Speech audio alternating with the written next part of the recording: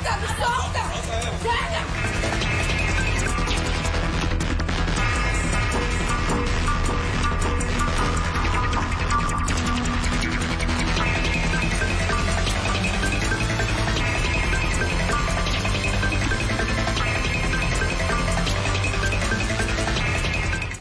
A gente começa o Correio Manhã falando da tragédia na vida de duas famílias que aconteceu no último final de semana no bairro Camboinha 2, em Cabedelo. Este casal, aqui na tela, meu povo. O Felipe Leão e a esposa, a Tainá Oliveira Leão, foram encontrados mortos, isso ontem, dentro de um apartamento. Segundo parentes e vizinhos, os dois viviam um relacionamento conturbado. O Felipe trabalhava embarcado em navios e a Tainá era personal trainer. Apesar de um casamento recente, apenas 2 anos, eles brigavam muito. Inclusive, estavam em processo de separação. De acordo com moradores ali do condomínio, onde as mortes aconteceram, no domingo à noite, eles ouviram disparos, chamaram a polícia, que foi até lá, mas não encontrou nada e foi embora. Só que nesta segunda-feira, sentindo falta do casal e temendo pelo pior, um parente foi até o imóvel, arrombou a porta e encontrou o Felipe e a Tainá, os dois mortos, dentro do quarto deles. O que aconteceu com o Felipe e a Tainá, você vai ver agora na reportagem do Jonas Batista. Uma tragédia familiar aconteceu aqui em Camboinha 2 na noite dessa segunda-feira. Na verdade, o que se está constatando hoje é um desfecho do que pode ter acontecido durante todo o domingo. Essa tragédia aconteceu aqui nesse residencial, o residencial Jardim Atlântico, que fica na rua Professora Josenilda Socorro de Oliveira. O que acontece é o seguinte: o casal, de acordo com informações repassadas pela polícia, estava no apartamento e no domingo à noite, por volta das 11 horas, as pessoas ouviram alguns disparos, alguns tiros. A polícia foi acionada, uma equipe veio até aqui, tentou observar, viram alguma coisa, mas não perceberam nada de anormal e os policiais foram embora. Só que durante todo o dia de segunda-feira, os parentes da Tainá Oliveira e também do rapaz, o Felipe Leão, ficaram o tempo todo ligando para eles e eles não atendiam a ligação. Até que um parente deles resolveu vir aqui no apartamento. O parente do rapaz veio e arrombou o apartamento no intuito de saber algumas informações, até porque ele estava incomunicável.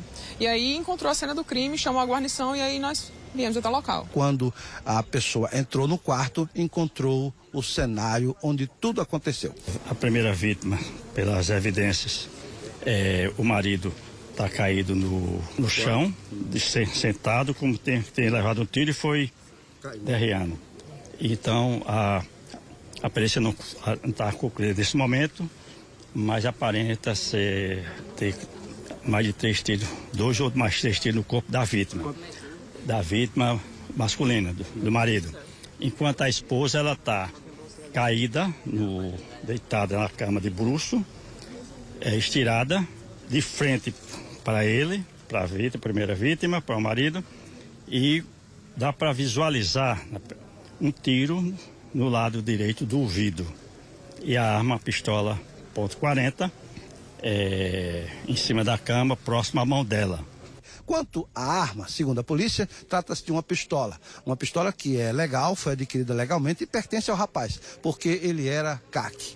Mas o fato é que a arma acabou servindo para alimentar essa tragédia. O apartamento onde o casal morava fica na parte de trás do edifício.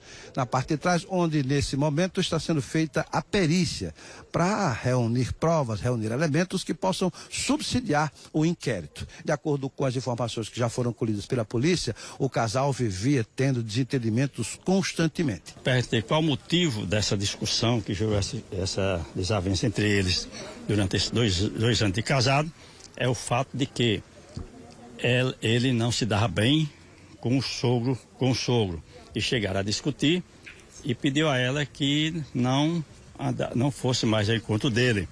Isso aí parece que talvez tenha sido o estupim acirramento dessa discussão. O advogado dele do casal chegou e deu algumas informações de que já estava para dar entrada no processo de separação.